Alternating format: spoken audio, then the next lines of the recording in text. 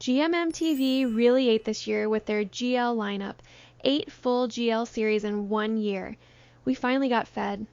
I watched all the trailers last night, went to sleep, and actually had a good night's rest. GMMTV made me happy. And then I woke up to see Namtan is getting dragged online. This video was supposed to be me talking about the entire lineup, but right now, Namtan Film series is taking all the heat. Fans are calling it transphobic, criticizing the storyline, and some even want it canceled. Like, I hope y'all fucking understand why this show cannot air. I'm so fucking sorry. This show cannot fucking air. The fact that it even went past screenwriting is fucking insane to me.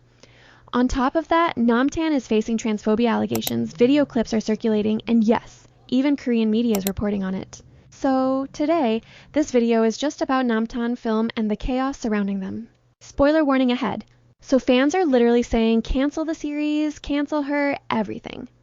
And I was confused at first, because when I watched the trailer and I was like, okay, this looks really interesting. Then I went on X, and the entire internet is burning it to the ground. So let's break down why people are mad. If you watch the trailer, you know Namtan is playing a transgender woman. During the press interview, she said it's a very challenging role because her character transitions from a man to a woman for revenge. And that specific detail is what blew everything up. There are 3 different conversations happening right now. The motive and storyline, people hate the idea of transitioning for revenge. Fans say it's giving Cho Planoi core. Casting, people are complaining about Namtan, a cisgender woman being casted to playing a trans woman. Namtan herself, she's being accused of transphobia because there's a clip circulating. It's a lot, so I'm trying to keep this as simple and structured as possible. First, the trailer. And this isn't just X, it's TikTok, it's Reddit, everywhere. I saw posts like, as a trans person, I will express my opinion, they need to shut this plot down. Another person said, I love Namtan Film, but I will never support anything that perpetuates stigma. I don't understand how the cast or the production thought this was okay. On Reddit, someone wrote, after hearing Namtan explain the plot in the interview, I'm definitely skipping this series. And someone else said, I'm extremely worried, not even about the plot, but about the massive backlash GMMTV and Namtan are about to face. So the main issue is the motive of transitioning, based on the trailer. Namtan's character, Apo, transitions because she wants revenge. And a lot of people feel like this is harmful and insensitive toward trans women. Someone posted on X, and this blew up saying that Junior is the first male lead in a GL series. So a lot of people said having another storyline where a character becomes a woman for revenge feels like a huge step backwards. Because trans women already deal with so much transphobia. There are real-life stereotypes that paint them as men trying to enter women's spaces, for example bathrooms, and those stereotypes are dangerous. They're not just offensive, they get people hurt. There are trans women who have literally lost their lives because society refuses to see them as women and treats them like threats. So when a series introduces a plot where someone changes gender for revenge, people immediately go, wait, so are you implying a man can just become a woman as a disguise or a tool? That's the part people are scared of because it accidentally reinforces the exact mindset that harms trans women in real life. I do think the confusion started because of the interview Namtan Film gave. Here's what they said. Film explained her character, Porpan, is an innocent girl who doesn't know anything. Basically, she's the one who makes Apo fall in love with her and changes her plan, so she becomes the obstacle to Apo's revenge. And that interview is where the backlash started snowballing, because people only heard transitioning for revenge and stopped listening after that. Even in the show, Namtan's character, who was a man before transitioning, is actually played by Junior in the trailer. And just like Pluto, we have the sister situation again. Namtan's character was literally about to marry Film's older sister before everything went to hell. So Apo, Namtan's character, wants revenge on her ex-fiancé, Film's sister, the stepfather, basically the entire family. And of course, Film's character is the only innocent one out of the whole mess. Now here's what people keep skipping when they complain about the plot. Apo didn't just wake up one day like, I'm bored, time to transition for revenge. No, that's not what is happening here at all. He transitioned because he was hurt, physically and emotionally. Before transitioning, on the wedding day, Apo caught his fiancée cheating on him, with her stepfather. And then it gets even darker. The stepfather attacks Apo and literally stabs him in the most sensitive place imaginable. Yes, there, his privates. Somehow, he survives this attack and transitions. Hear what I think? He transitions not out of revenge, but because his body was permanently damaged. It's a survival situation, not switching gender for drama. And there is definitely more, because they have to give us more if they really want to respectfully portray a trans woman character. Physical transformation and being a trans woman are two different things. And if this story wants to responsibly portray a trans character, there's a lot more it needs to do beyond showing that Apo looks like a woman. How does this character process the loss of his body, the betrayal, and his new identity? Being a trans woman isn't just about appearance. It's about understanding and accepting oneself. This show have to fully explore what it means to live as a trans woman. If they do, it could go from plot gimmick to thoughtful representation. Because right now, the wider belief is that they are using trans women a shock factor for this storyline. So, the author or screenwriter of the show has been going back and forth on Twitter defending the trailer. She said that Apo's transition is not just for revenge. There's more to the story, but she can't talk about it yet, because she can't spoil everything. She also mentioned that there's more depth to Film's character as well.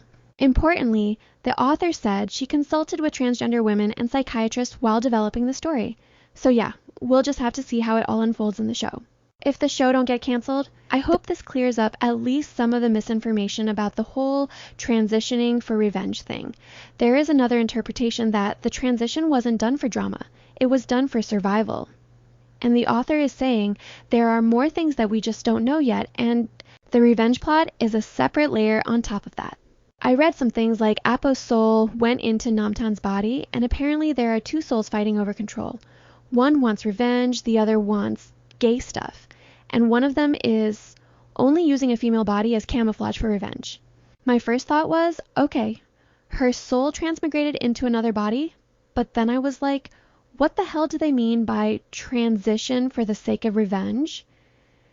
I really think Namtan in the film interview should have explained this better. A little clarification could have avoided all this confusion. There is also a lot of transphobia in the GL community. I actually talked about this a couple of weeks ago when discussing TK and Lisa being called ladyboys. Besides the confusion, I think some people are trying to make themselves comfortable with the soul transmigration part because they don't want to see a trans woman as the main lead. Simple as that. They just don't want to accept that Namtan is playing a trans character. Now, moving on, people are complaining about Namtan, a cisgender woman playing a trans character. Some even ask, does Thailand not have any trans actors? They couldn't find one apparently. This has become a really divisive topic. A lot of people, myself included, agree that trans characters should ideally be played by trans actors. It creates a more authentic and respectful representation. When cis actors take these roles, especially cis women playing trans women, it can unintentionally feel like the identity is a costume because the actor isn't living that experience. The industry has a long history of misrepresenting trans people by giving their roles to cis actors. Even if done in good faith, that history still hurts the community today. I do think they should have cast a trans woman for this role. No debate there. I've also seen people asking questions about how Namtan will handle the voice, or whether she can portray this role authentically. But at the same time, we have to be realistic about GMMTV. This is a company known for cute, safe, sometimes cringy rom-coms, not heavy, intense like storytelling. They are trying, I'm not saying they don't try at all. So the fact that they're even including a trans storyline at all is already a small step forward. It's not perfect, the casting isn't ideal, and there's a lot they still need to improve, but it is movement in the right direction. In the past, like in 23.5, they included trans women roles very subtly, as minor side storylines. Some fans are defending Namtan's casting too. She's one of the best actresses we have in GLs and is known for putting real work into her craft. I hope she does justice to this character. If she manages to survive the transphobic backlash, well, that's a story in itself. Namtan has also been accused of transphobia because of that interview clip, where she misgendered herself as a trans woman.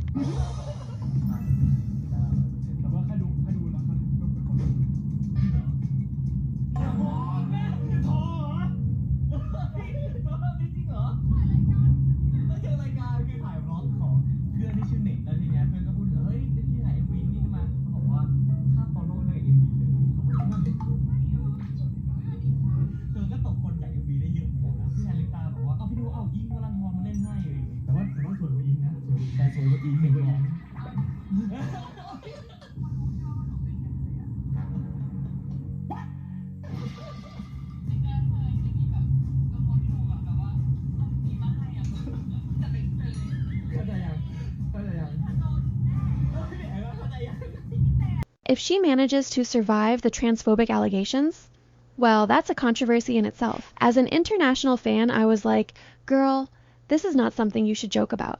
And it's the kind of moment that makes people roll their eyes. This clip is not a good look for Namtan.